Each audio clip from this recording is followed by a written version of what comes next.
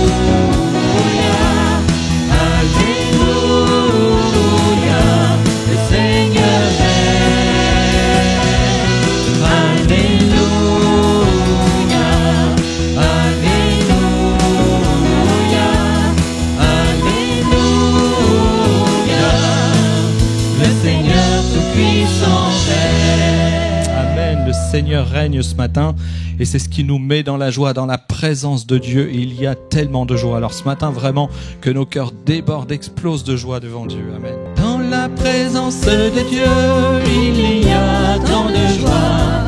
Quand règne son esprit, c'est la liberté.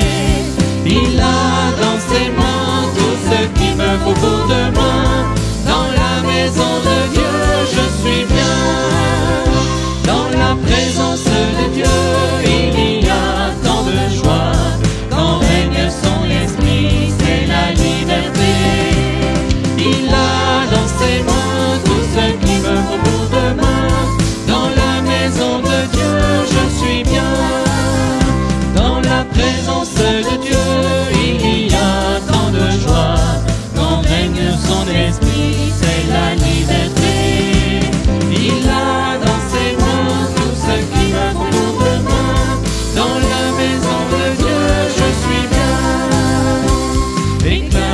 de joie, oh mon âme, déborde de joie, oh mon cœur.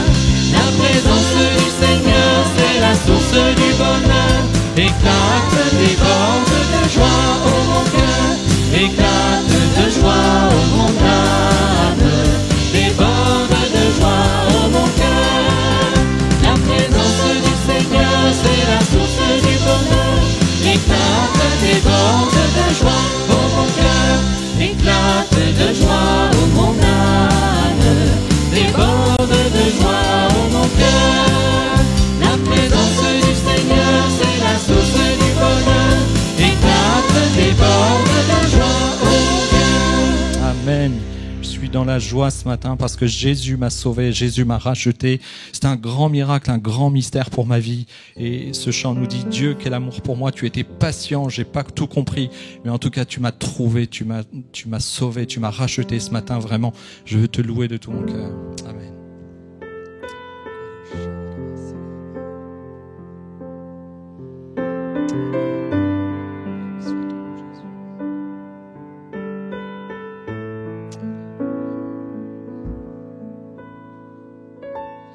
Dieu, quel amour pour moi, quelle patience,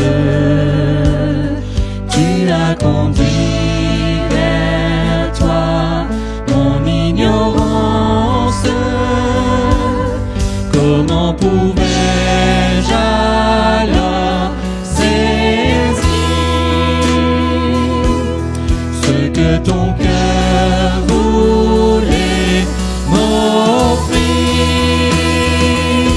un si grand miracle, un don si précieux, ta mort à la Pâque nous ouvre les yeux, ton salut remplace ma condamnation, mon péché s'efface.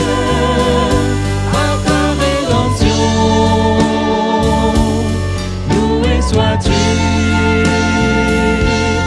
Dieu Tout-Puissant, loué sois-tu. Ce don si merveilleux, comment le vivre sans le répandre à ceux que tu veux suivre sur les chemins où il s'égare, loin de la vie et de l'espoir. Un si grand miracle, un don si précieux, ta mort à la Pâque nous ouvre les yeux.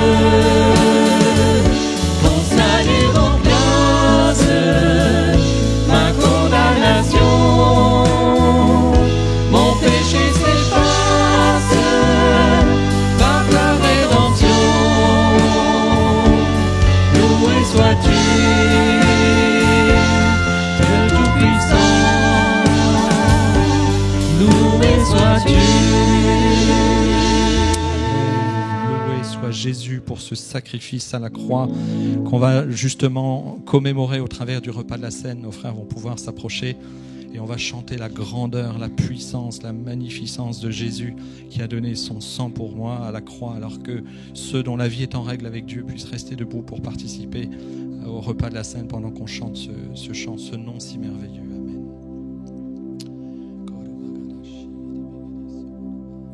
Tu étais là dès la création, Fils unique du Dieu très haut.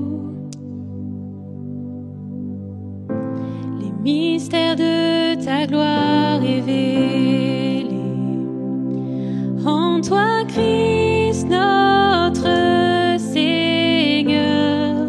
Oh, ce nom est si merveilleux, oh, ce nom est si merveilleux, le nom de Jésus-Christ, mon ce nom est si merveilleux, sa beauté sans pareil. Oh, ce nom est si merveilleux, le nom de Jésus.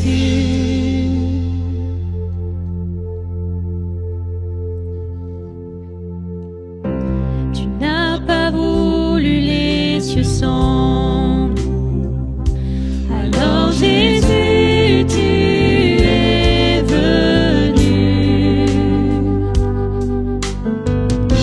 Ton amour a vaincu mon péché. Rien ne peut nous séparer. Oh, ce nom est si glorieux. Oh, ce nom est si glorieux. Le nom de Jésus-Christ, mon roi. Oh, ce nom est si glorieux. Sa grandeur est sans pareil. Oh, ce nom est si glorieux. Le nom de Jésus.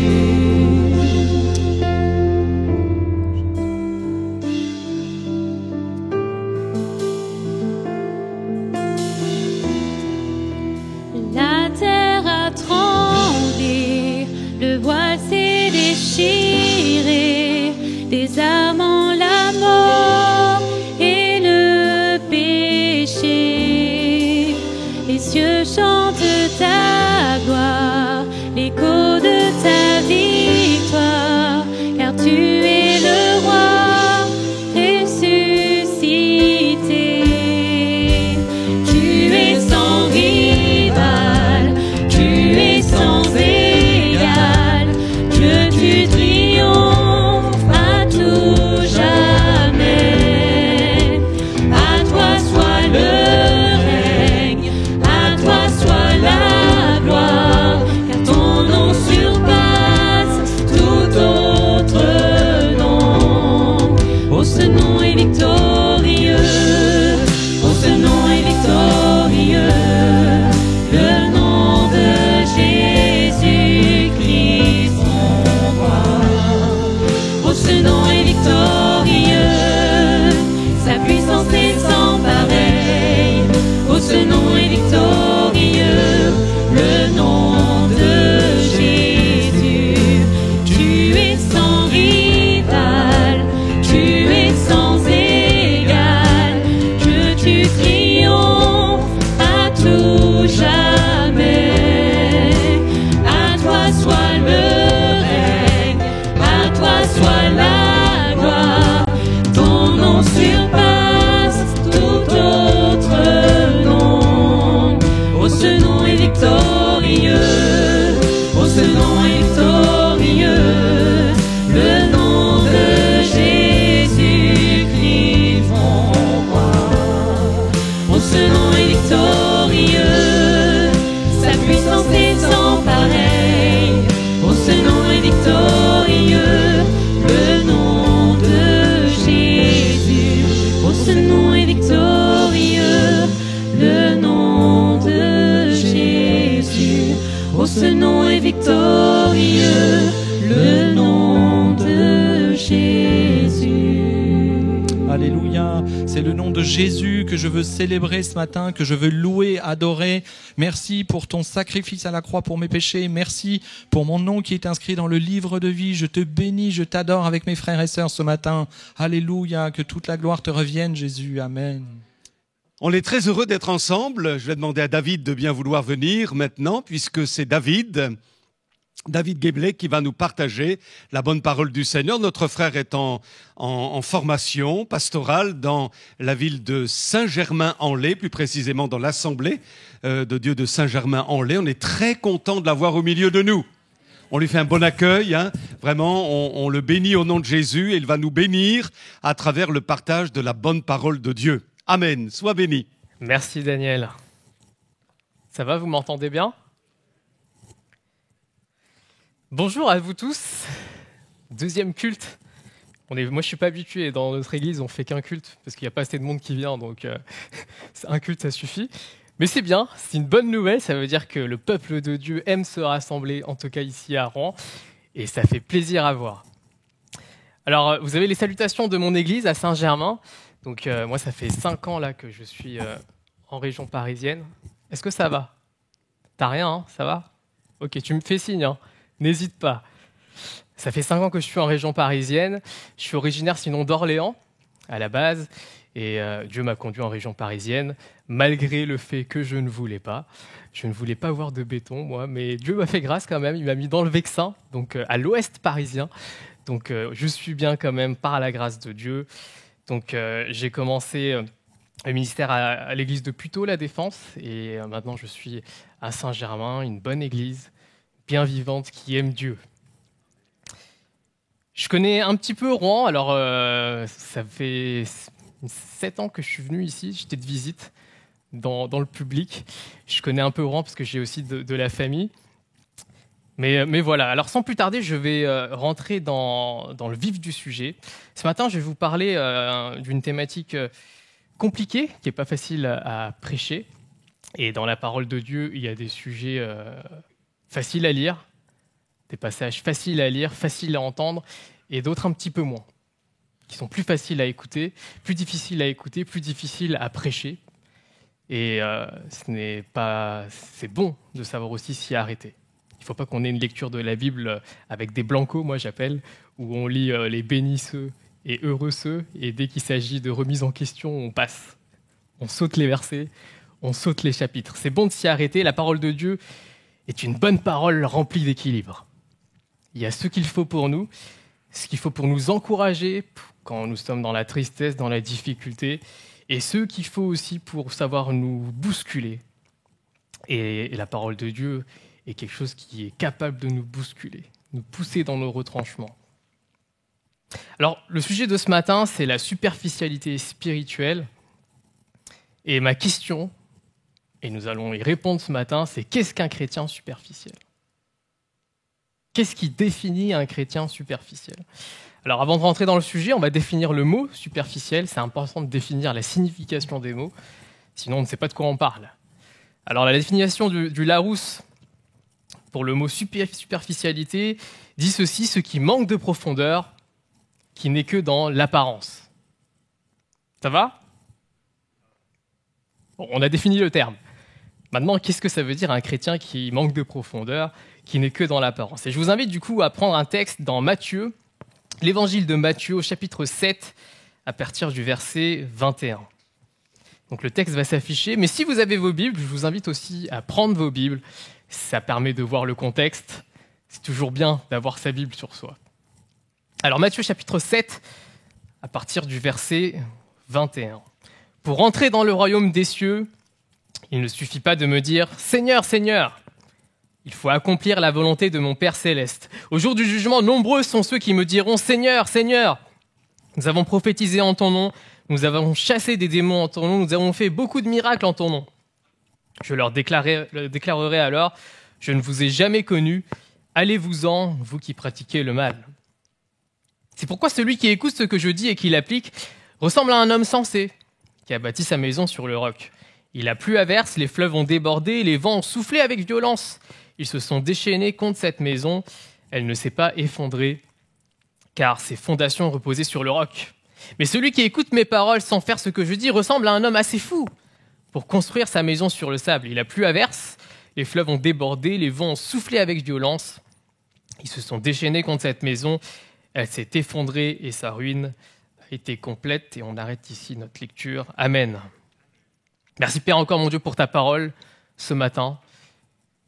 Que tu puisses encore mon Dieu venir travailler dans nos cœurs, venir travailler nos oreilles, que nous puissions savoir entendre mon Dieu, entendre ta parole, pour qu'elle puisse mon Dieu encore nous vivifier, nous exhorter mon Dieu, pour que nous puissions ressortir d'ici rafraîchis mon Dieu, avec une valeur ajoutée.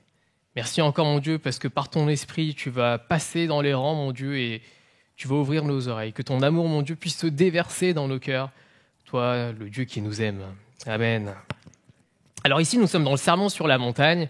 Si vous connaissez un peu l'évangile de Matthieu, chapitre 5, à partir du chapitre 5 jusqu'à la fin du chapitre 7, et donc nous arrivons ici. Jésus fait ce qu'on appelle le Sermon sur la montagne, c'est la charte du royaume. Donc il définit comment ceux qui sont ses enfants doivent le suivre. C'est un peu sa prédication. Et Jésus, ici, nous arrivons dans le texte où nous lisons, c'est sa conclusion. Une conclusion assez grave, assez terrible, qui nous pose face à nos responsabilités.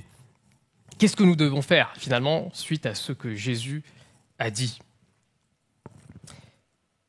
Verset 21, Jésus dit ceci, « Pour rentrer dans le royaume des cieux, il ne suffit pas de me dire « Seigneur, Seigneur », il faut accomplir la volonté de mon Père céleste. » Jésus ici ne reproche pas qu'il y ait des personnes qui l'appellent « Seigneur, Seigneur ». C'est bon de clarifier les propos. Jésus ne reproche pas à la foule qui déclare sa seigneurie. Et ici, le problème, ce n'est pas d'appeler Jésus Seigneur, sinon ça veut dire que ce matin, on a loué Dieu, on était dans l'erreur. Et ce n'est pas le cas. Jésus dira dans l'évangile de Jean, « Vous m'appelez Maître et Seigneur, et vous avez raison, car je le suis. » Donc Jésus ici ne reproche pas les gens de l'appeler Seigneur. Ce n'est pas le propos. Mais le texte ici fait une précision importante. Il est dit, il n'est pas dit il ne faut pas dire Seigneur, mais il ne suffit pas de m'appeler Seigneur. Précision qui a toute son importance. Et ici, Jésus finalement dit ceci, on peut l'appeler Seigneur, cela ne fait pas de nous des gens qui connaissent Dieu. On voit ensuite aussi au verset 22, « Au jour du jugement, nombreux sont ceux qui me diront, Seigneur, Seigneur, nous avons prophétisé en ton nom, nous avons chassé des démons en ton nom, nous avons fait beaucoup de miracles en ton nom. Je leur déclarerai alors, je ne vous ai jamais connu, allez-vous-en, vous qui pratiquez le mal. » Phrase terrible de Jésus qui dit, je ne vous ai jamais connu, à ceux qui l'appellent Seigneur. Il va même plus loin, vous qui pratiquez le mal. Il est question de personnes qui auront fait des choses spectaculaires sous le nom de Dieu. Et pourtant, ici, Jésus ne les reconnaît pas. Le titre de disciple, d'enfant de Dieu, et même des miracles opérés au nom de Jésus ne sont pas des preuves suffisantes pour reconnaître le vrai disciple. Car les disciples ne sont pas les seuls à employer le terme Seigneur, le terme Jésus. Matthieu 24 dit ceci, « De faux Christ surgiront ainsi que de faux prophètes. Ils produiront des signes extraordinaires et des prodiges au point de tromper, si c'était possible, ce que Dieu a choisi. » Aujourd'hui, on peut voir, et Jésus en parle, c'était dans la fin des temps, et déjà à son époque, il y avait des faux Christ, des faux prophètes, qui produisaient des signes extraordinaires.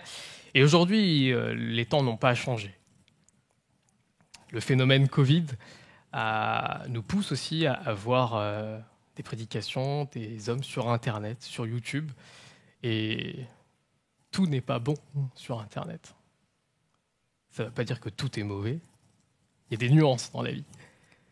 Mais malheureusement, de ce que je peux voir, il n'y a pas beaucoup de bon. Pas beaucoup d'équilibre. Et la différence, c'est qu'on ne peut pas répondre. On ne peut pas parler. N'importe qui peut, si vous voulez, vous pouvez aussi exposer vos points de vue sur ce que Dieu peut dire ou Dieu peut penser, sans que quelqu'un puisse vous dire c'est faux. C'est sur Internet. C'est là. Et on peut des fois se perdre en pensant que cet homme-là, cette sœur-là, parce qu'elle fait des bonnes choses, parce que beaucoup de gens suivent, c'est bon. Et on voit des chrétiens qui se perdent et qui disent oui, mais ce qu'il dit là, c'est juste. Et effectivement, le diable ne se présente pas forcément avec des gros mensonges, avec ses gros sabots. Dans la parole de Dieu, on voit que le diable est fin, il est malin. C'est pour ça qu'il porte bien son nom. Une vérité, et derrière cette vérité, on glisse des mensonges, on glisse des faux. Et c'est comme ça qu'on peut tromper le peuple de Dieu. Matthieu 24, c'est bien ce qu'il est dit. Jésus parle de ceux que Dieu a choisis et que pourtant, ils se feront avoir par des hommes qui finalement vont produire des signes, qui seront le signe de chrétiens, mais qui au fond d'eux-mêmes ne le sont pas. Jésus nous met en garde finalement sur l'apparence, sur ce qu'on peut produire dans nos œuvres, et que ce qu'on peut montrer ne fait pas de nous forcément des enfants de Dieu. Il est facile de contrefaire la prophétie, de contrefaire l'exorcisme, chasser des démons, faire des miracles, une activité charismatique, ne remplace pas l'obéissance et une relation personnelle à Jésus.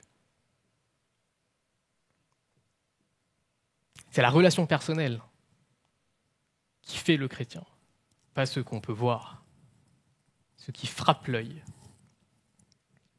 Jésus va dire ceci, il ne les a jamais connus. Et il va aller même plus loin. Vous qui pratiquez le mal. Dans le royaume de Dieu, il n'y a pas de demi-mesure. Soit on est avec Dieu, soit on pratique le mal. Parce que ce qui n'est pas avec Dieu pratique le mal. L'homme sans son créateur, la créature déconnectée de son créateur fonctionne mal.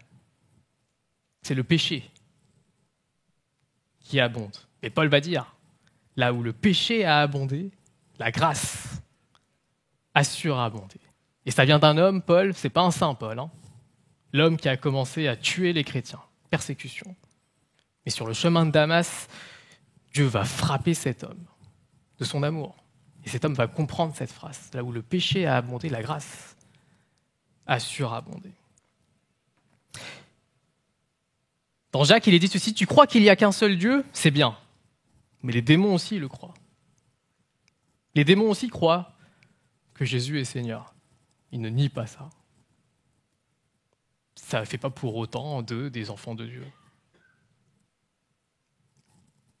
Ce n'est pas le fait de prier le Seigneur en l'appelant par son nom, le fait d'aller à l'église, de faire des miracles, de faire des jeûnes et prières, de parler en langue ou d'autres choses, peu importe, vous mettez ce que vous voulez.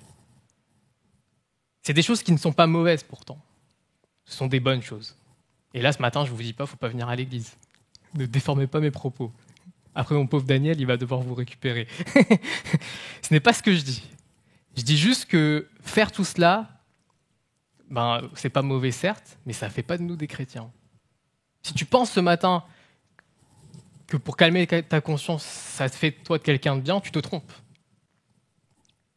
Et la force de l'évangile, c'est que nous ne sommes pas sauvés par nos œuvres. C'est pas ce que nous faisons de bon.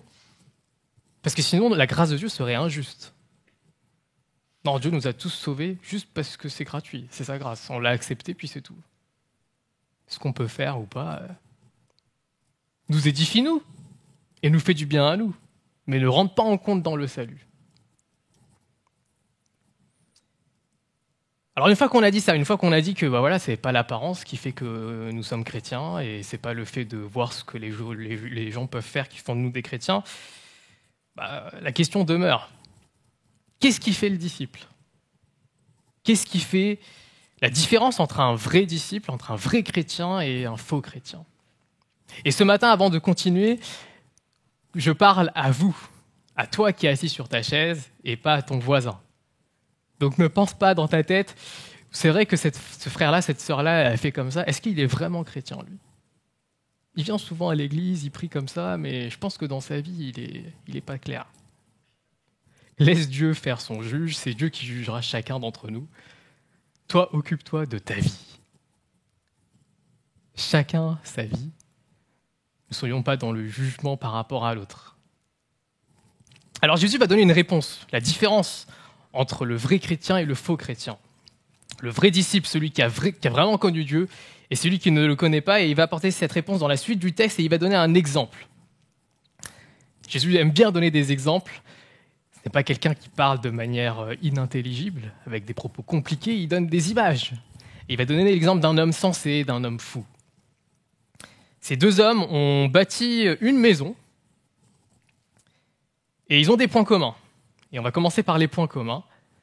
Ils ont 2 points communs. Ces hommes, déjà, ils écoutent Jésus.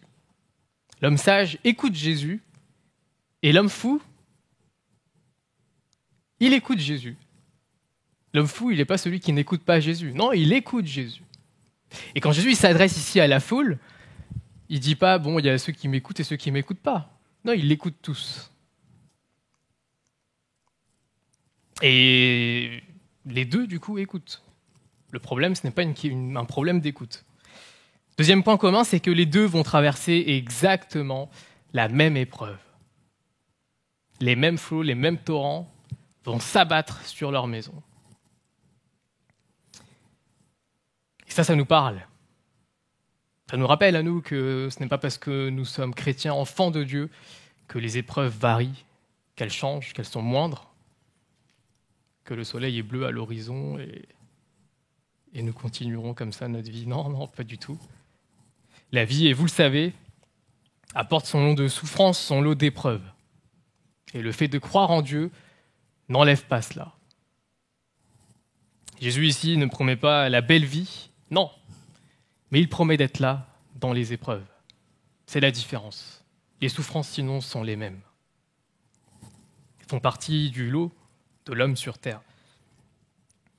La différence finalement entre les deux hommes, c'est quoi alors ?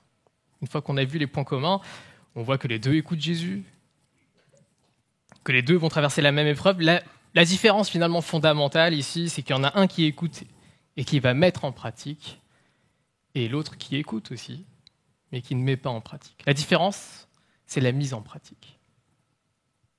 Et Jésus définit finalement ici le chrétien superficiel par sa non-mise en pratique de la parole de Dieu. Ce qui fait le disciple de celui qui ne l'est pas, ce n'est pas sa connaissance de la parole de Dieu, c'est le pont qu'il y a entre son cerveau et son cœur. De ce que tu connais, est-ce que tu mets vraiment en pratique la parole de Dieu ? La maison ici, c'est nos vies. Les deux hommes bâtissent leur vie, comme nous tous. Nous construisons, nous bâtissons nos vies. Le roc, c'est la parole de Dieu mise en pratique. Et le sable, c'est aussi la parole de Dieu, mais qui n'est pas mise en pratique. Mais c'est la parole de Dieu. Et Jésus, finalement, ici, appuie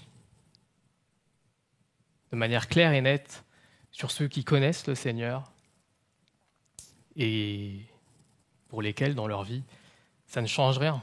Même si d'apparence, c'est la même chose, parce que dans l'histoire, les deux, ils ont une maison. Et pourtant, le fondement n'est pas le même. Ce qui provoque la superficialité d'une vie n'est pas le fait de ne pas connaître les paroles de Jésus, mais de les connaître et de ne pas changer de comportement. Difficile de changer de comportement. Ça remet nos vies en question, ça remet nos habitudes en question. Et des fois, on peut rester sur notre connaissance de ce que Dieu veut et vivre dans le compromis. On appelle ça le compromis. Alors bien sûr, on n'est pas tous dans la non-pratique de la parole de Dieu, mais on peut choisir. Là, je choisis de suivre Dieu dans ce qu'il dit, et là, ça me dérange. Parce que je préfère ça, faire ça dans mon travail ou faire ça dans ma gestion. Je parlais tout ce matin de finances, dans ma vision de voir la famille. Tout ce qui peut prendre la place de Dieu. Et du coup, on préfère mettre une sourdine sur la parole de Dieu. Et on ne met pas en pratique. Qui est celui dont la maison ne s'est pas effondrée ? Et Jésus va répondre, celui qui écoute mes paroles, mais pas seulement, et qui les met en pratique.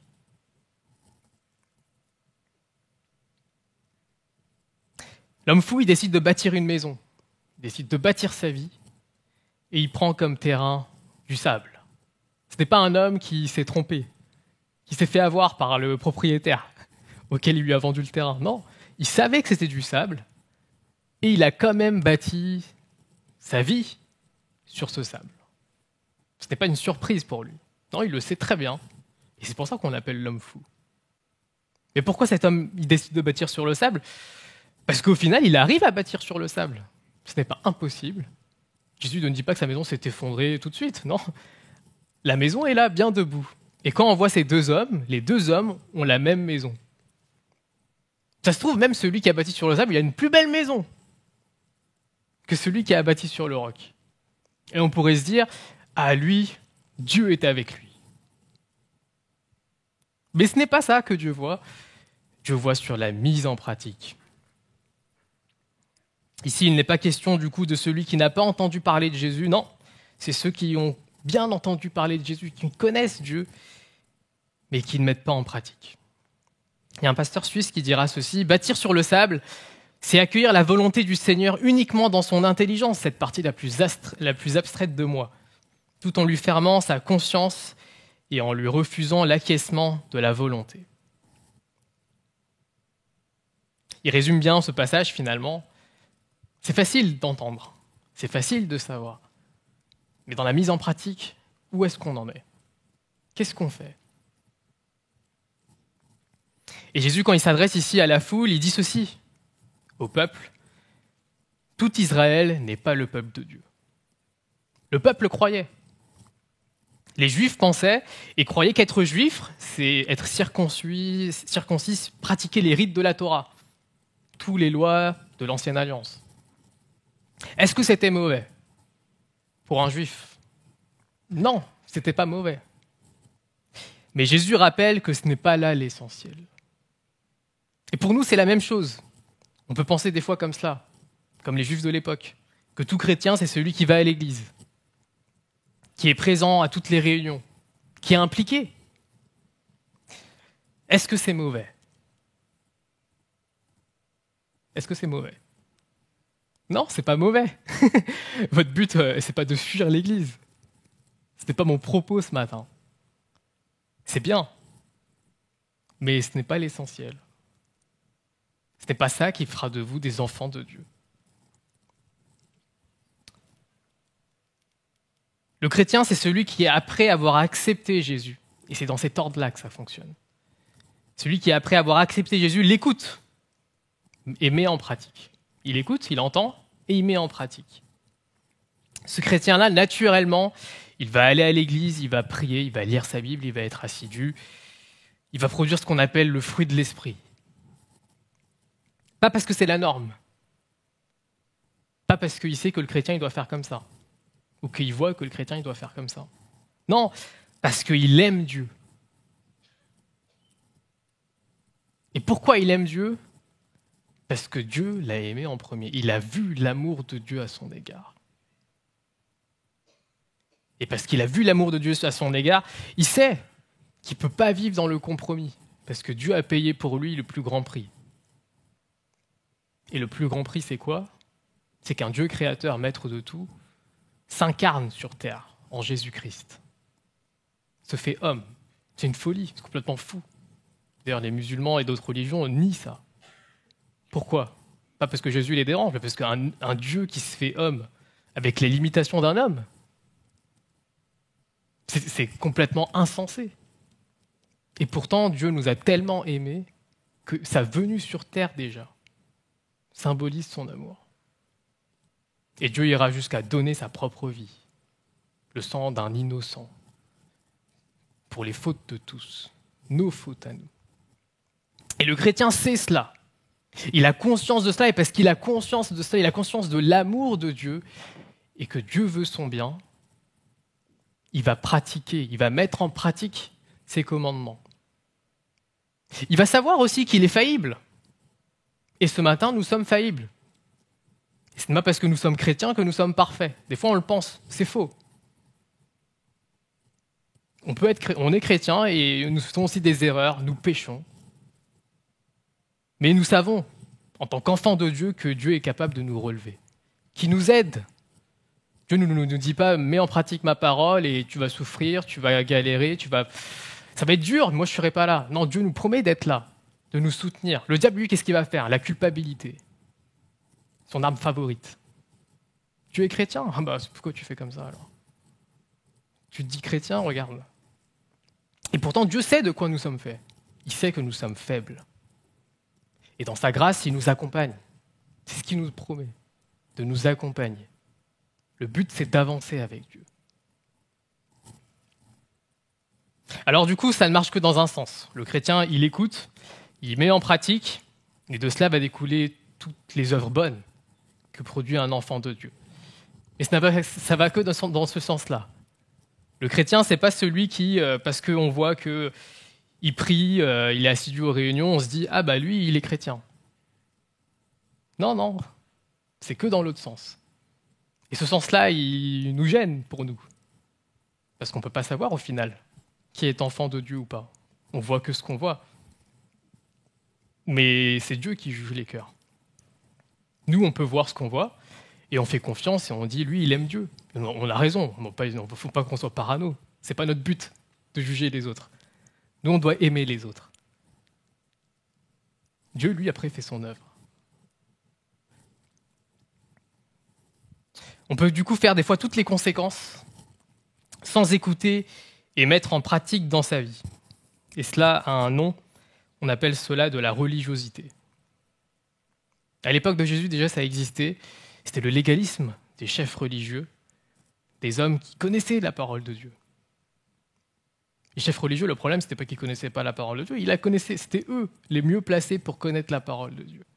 Et pourtant, Dieu va être en opposition constante, des fois même assez violente, race de vipères. C'est terrible quand même. Tu parles, mais tu es comme un airain qui résonne. Ça sonne creux en toi. Et finalement, pour nous, ça nous parle. Nous qui connaissons Dieu, nous sommes plus proches finalement de tomber dans le piège des pharisiens. Connaître et ne pas mettre en pratique. À côté, il y a des hommes et des femmes qui ne vont pas forcément connaître la parole de Dieu, mais le peu qu'ils savent, ils vont mettre en pratique. Dans ces hommes-là, dans ces femmes-là, il y a une histoire, une femme, moi, qui m'interpelle. C'est la femme qui Jésus sera invité chez un chef religieux, Simon. Et une femme va arriver. Elle va voir en Jésus son maître, le Seigneur promis. Elle va casser un parfum de grande valeur et elle va laver les pieds de Jésus avec ses cheveux. Le chef religieux, il va être choqué de cela. Alors que lui, il connaît Dieu. Il est censé le connaître et pourtant, il n'accueille pas Jésus comme il devrait. Pas comme un Seigneur et Sauveur. Il l'accueille comme un vis-à-vis. Et la différence est flagrante. On voit un homme qui connaît, mais qui n'a pas fait l'expérimentation du cœur, et une femme qui connaît très peu, et qui finalement exprime sa reconnaissance. On a d'autres hommes dans la Bible, des collecteurs d'impôts, des prostituées, des femmes de mauvaise vie. Et chez tous ces hommes-là, toutes ces femmes-là, Dieu va révéler leur foi. Le plus important, ce n'est pas de connaître sa Bible par cœur. C'est bien, et je vous encourage à le faire. Mais du coup, il y a aussi une responsabilité derrière. Est-ce que tu mets en pratique ? Alors on peut penser, comme cet homme fou, que ce n'est pas grave de ne pas mettre en pratique. Qu'il n'y a pas de répercussions, au final. Ces deux hommes, ils ont une maison, au final. Quand on voit deux maisons, le fou, il a réussi à bâtir sa maison. Hein. Il a réussi, sa maison, elle est debout. Sauf qu'il oublie quelque chose. Il oublie que dans la vie, il y a les épreuves. Ça va ? Ça bouge un peu là, mais tu me fais signe. Hein. Il y a les épreuves. Et cet homme-là, il oublie ça. Il oublie les épreuves. Et l'épreuve va frapper. Et le verset dit ceci, « Alors la maison s'est effondrée et sa ruine a été complète. » Quand l'épreuve frappe, elle révèle le fondement. Elle révèle ce qui est vrai ou pas. Notre superficialité nous fait dire « tout va bien, tout tient debout, même si je reconnais au fond de moi que ma vie n'est pas cohérente sur certains points, que je fais des compromis avec ce que dit la parole de Dieu. Mais ce n'est pas grave, parce que ça tient la route pour le moment, j'arrive à vivre avec. » Et on peut se réfugier derrière la grâce, en se disant « mais il y a la grâce aussi ». Et du coup, mal comprendre la grâce, qui nous pousse à suivre Dieu. Et en raisonnant comme cela, nous sommes fragiles, parce que nous ne mettons pas en pratique ce que Dieu veut. Et la superficialité que Jésus dénonce ici dans ce texte, de manière forte, c'est cela. La différence entre les deux attitudes ne peut ne pas se remarquer de l'extérieur, et se révélera très vite dans l'épreuve. Entendre les paroles du Seigneur et les suivre, c'est être prudent, c'est faire comme cet homme sage. Jésus va définir cet homme comme intelligent. Cet homme, il pense à l'avenir. Il réfléchit au fait que des tempêtes et des torrents viendront, s'abattent sur sa maison, s'abattent sur sa vie. Il pense à l'avenir et il s'organise en conséquence pour la construction de sa vie. Il ne va pas seulement écouter, mais il va mettre en pratique. Et il s'agit pour nous de trouver pour nos propres vies un fondement fiable qui résiste aux charges du temps et de l'avenir. Des fondations qui permettent à notre vie de durer pour le temps, ici-bas sur terre, et pour l'éternité. Ce qui forme ce fondement, c'est la mise en pratique de la parole de Dieu. Peut-être que ce matin, ça fait longtemps que tu viens à l'église et tu as déjà entendu parler du Seigneur Jésus, de ce qu'il peut faire pour toi. Peut-être même que tu as expérimenté déjà des choses, mais tu préfères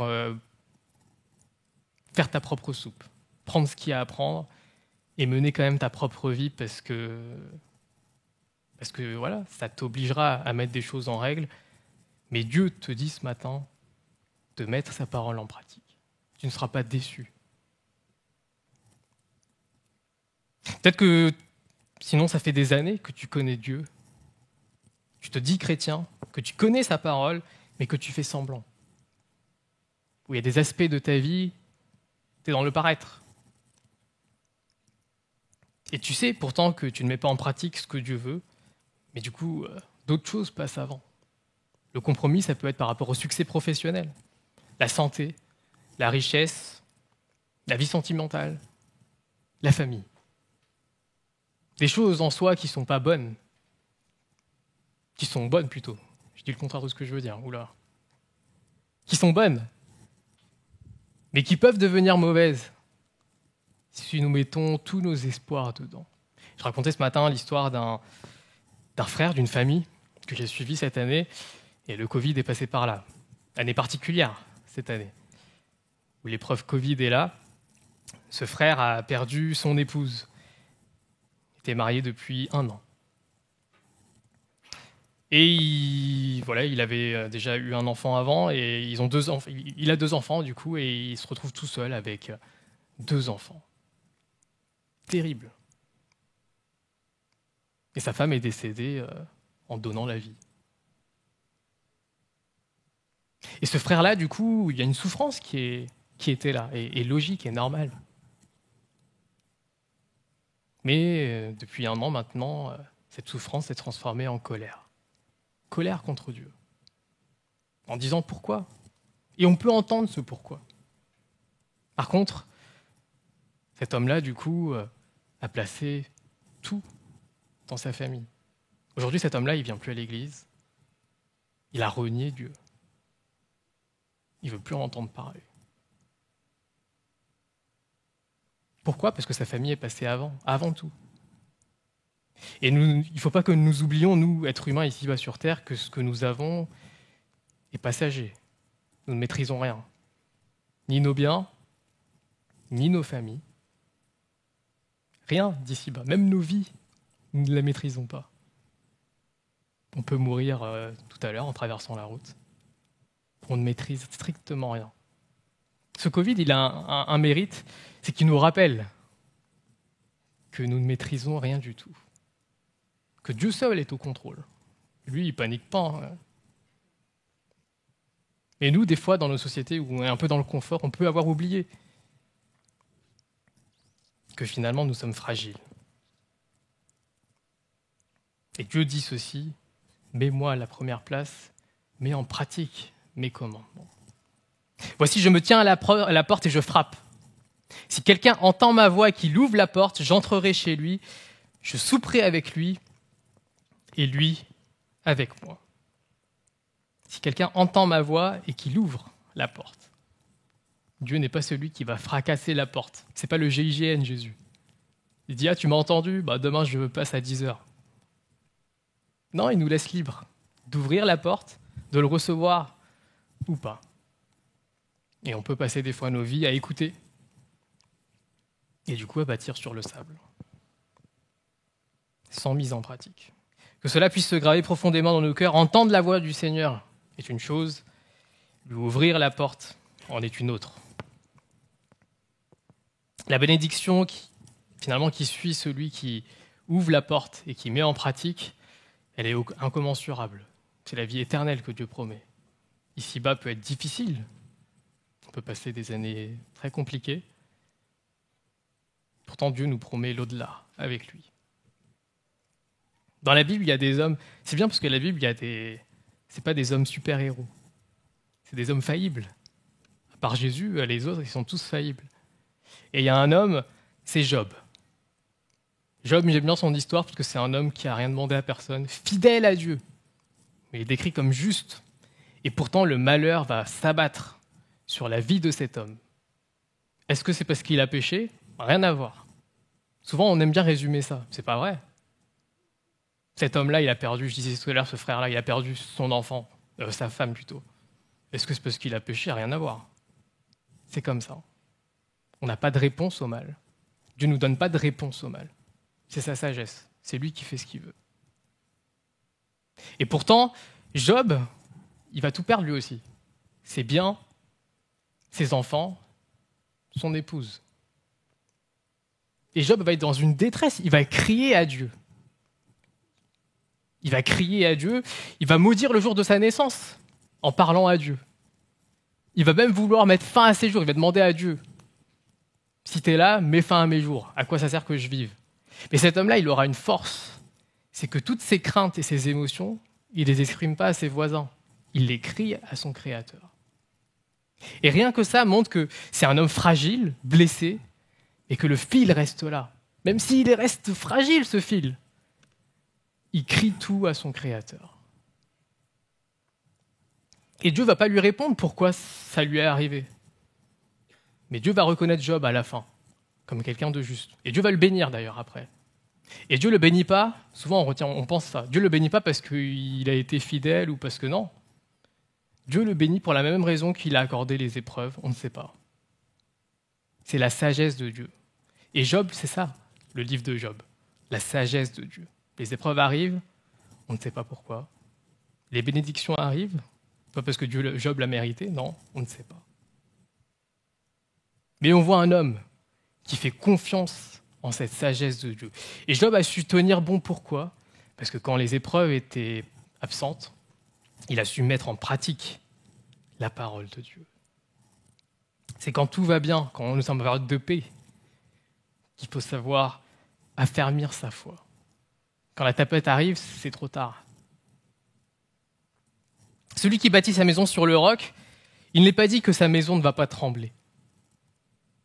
On voit, j'ai cité l'exemple de Job. Sa maison, sa vie a tremblé. Il a douté par rapport à Dieu. Mais il n'a pas lâché la main de Dieu. Nos vies peuvent trembler des fois. Et si nous avons bâti nos vies sur le roc, sur la parole de Dieu mise en pratique, nous ne flancherons pas. Nous saurons avoir du recul, comme Job a eu du recul, sachant que Dieu est maître de tout et que nos vies ici-bas sur terre ne sont qu'une tente. L'éternité nous attendra là-haut.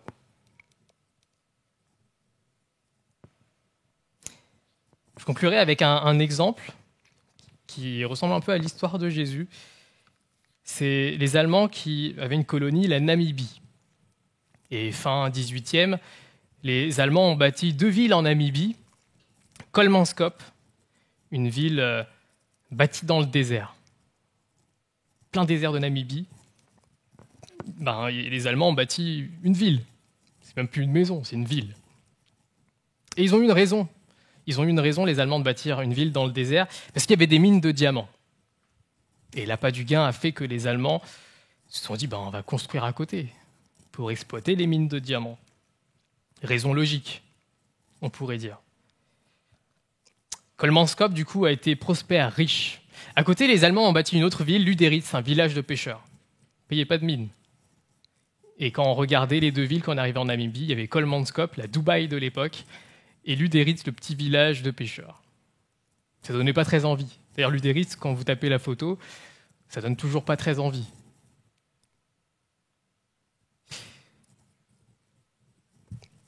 Les épreuves sont arrivées, et ces épreuves ont 2 noms. Ici, c'est le temps et la guerre. Première guerre mondiale, Deuxième guerre mondiale. Les Allemands ont abandonné les 2 villes, et les 2 villes, c'est le temps qui a fait le reste, qui s'est chargé du reste. Sur les 2 villes. Aujourd'hui, Kolmanskop ça ressemble, et tu peux passer, ça ressemble à ça. Des belles villas qui ne sont plus que remplies par le sable, des maisons où le fondement finalement ne tient plus, et des maisons qui se sont écroulées. Pourquoi ? Parce que c'est bâti sur du sable. Et sur le sable, ça ne tient pas. Ludéritz, elle est toujours là. Toujours ce petit village de pêcheurs. Et aujourd'hui, elle bénéficie d'une manne, le tourisme, parce que les gens viennent voir l'autre ville. Et du coup, ils logent à Ludéritz pour voir l'autre ville qui est maintenant une ville fantôme, Kolmanskop. Terrible. En un siècle, les épreuves ont eu raison de la ville bâtie sur le sable, qui se croyait forte. Et pourtant, tout cela n'était que dérisoire. Pour nous, ça nous parle, et ça nous dit ceci: on a toutes les raisons, ce matin, de bâtir sur le sable. Toutes les raisons du monde. Je citais des raisons tout à l'heure, familiales, financières, tout ce qui peut prendre la place de Dieu. Et faire des compromis, du coup, en disant « mais ça tient ! Là, je fais ça et je vis dans le compromis, Dieu ne me sanctionne pas. » Et Dieu n'est pas comme un bourrin à nous punir de mort dès qu'on s'éloigne de lui. Dieu n'agit pas comme ça. Heureusement, sinon on ne serait pas là. Et on pense que du coup, parce que ça tient, on peut continuer. Et on oublie les épreuves. J'ai le témoignage d'un frère qui... J'étais plus jeune, j'étais dans le groupe de jeunes et c'était le fils du pasteur. Et je me rappelle que cet homme-là, il s'est marié avec une femme qui ne connaissait pas Dieu. Et son père l'avait mis en garde. Et il était intervenu au groupe de jeunes d'ailleurs pour nous dire de ne pas faire comme son fils. Et son fils a dit « Non mais ça va aller ».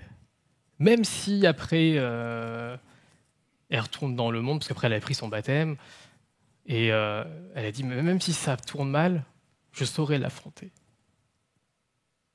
10 ans se sont écoulés, même moi j'avais oublié. 10 ans se sont écoulés, ils ont eu des jumeaux. Et 10 ans après, cette femme s'est rendue compte que finalement, les raisons pour lesquelles elle s'est approchée de Dieu, c'était juste parce qu'elle l'aimait bien. Mais Dieu, ça ne lui parlait plus. Cette femme-là, elle n'a pas fait semblant. Non, je pense qu'au moment même, elle était sincère. Mais parce que les émotions amoureuses, le sentiment amoureux et la venue à l'église, ça a fait un mauvais mélange.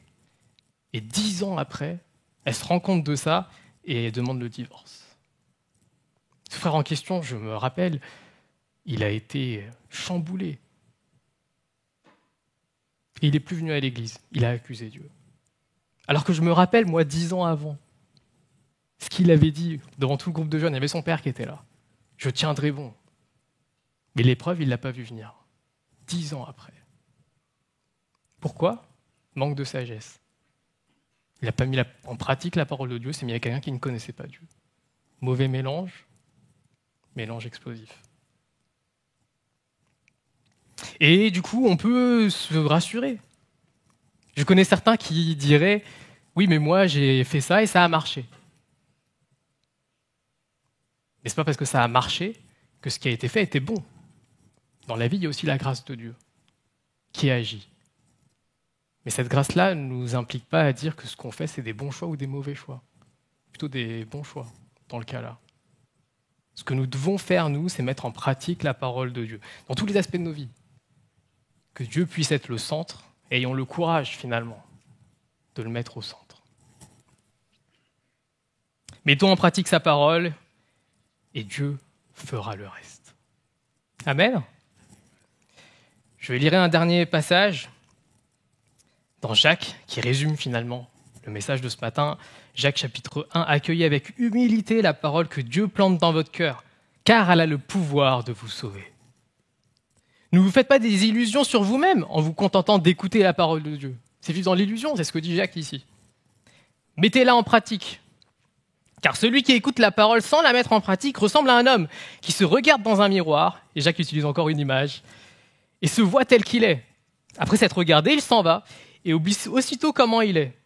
En revanche, il y a celui qui examine attentivement la loi parfaite qui nous procure la liberté et s'y attache fidèlement. Il ne se contente pas de l'écouter pour l'oublier ensuite, mais il la met en pratique. Eh bien, celui-là sera béni dans tout ce qu'il fait. Jacques résume le message de Jésus et il dit que cet homme-là sera béni, cette femme-là sera bénie. Et quand on dit béni, ce n'est pas de bénédiction matérielle, c'est ce qu'on vient de dire ici. Non, les épreuves vont frapper. La bénédiction suprême ici, pour celui qui met sa confiance en Dieu, c'est le repos éternel plus tard. 40 ans, 80 ans sur terre, ce n'est rien du coup, comparé à l'éternité qui nous attend. Prenons du recul sur nos vies. En prenant ce recul, nous aurons le courage de mettre en pratique ce que Dieu veut, de suivre finalement le manuel mode d'emploi que Dieu nous donne à nous, êtres humains. La Bible, ce n'est pas un livre de cuisine, ce n'est pas un livre de science. Souvent, on prend des fois et on dit oui, mais Dieu a dit ça. Non, la Bible, par contre, c'est un mode d'emploi pour nos vies, pour l'être humain envers son Créateur. Amen. Merci Père encore, mon Dieu, pour ta parole ce matin. Je te prie qu'elle puisse venir encore faire son effet. Merci, mon Dieu, parce que tu as su me parler, m'interpeller aussi moi-même dans cette préparation. Et je te prie de venir ce matin aussi agir dans les cœurs, mon Dieu, comme tu m'as parlé, que tu puisses venir nous bousculer, nous remettre en question s'il faut, s'il y a des aspects de nos vies qu'on veut te cacher, que nous puissions avoir conscience que toi, tu es celui qui voit tout. On ne peut rien te cacher, Jésus, que nous puissions être sincères, honnêtes avec nous-mêmes. S'il y a des domaines que nous n'arrivons pas à t'obéir, que nous puissions aussi toi les exprimer, te dire tout simplement que nous n'arrivons pas. Et toi, Père, je sais que tu es un Dieu qui entend. Tu feras grâce, mon Dieu, tu nous donneras le courage, la force, mon Dieu, de suivre ta volonté. Merci, mon Dieu, parce que tu es là à côté de nous. Tu n'es pas un Dieu qui nous met un joug lourd. Pas du tout, tu nous promets d'être là, de nous aider, que nous puissions, mon Dieu, chacun ici présent, suivre ton chemin. La vie chrétienne, mon Dieu, c'est vrai, est une longue route d'endurance, de marathon, que nous puissions juste ne pas démarrer rapidement, bien et mal terminer, mais que nous puissions dire comme Paul, j'ai achevé le bon combat, j'ai terminé ma course, j'ai gardé la foi. Dieu, ma prière ce matin pour ton Église ici à Rouen, c'est cela, que chaque personne ici présente, mon Dieu, puisse à la fin de sa vie, puisse dire comme Paul a déclaré, j'ai gardé la foi. Amen. Amen. Soyez bénis.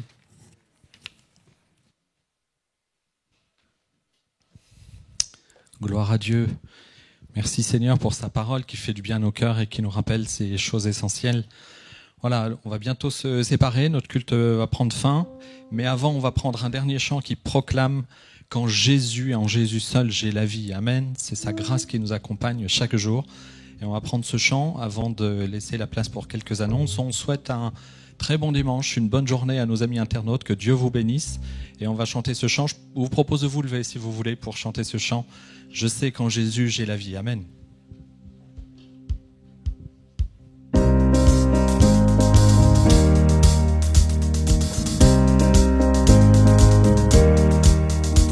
Je ne sais pourquoi dans sa grâce Jésus m'a tant aimé. Pourquoi par son sang il efface ma dette et mon péché.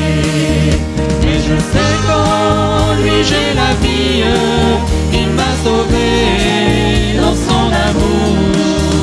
Et gardé par sa main de fille, j'attends l'heure de son retour. Je ne sais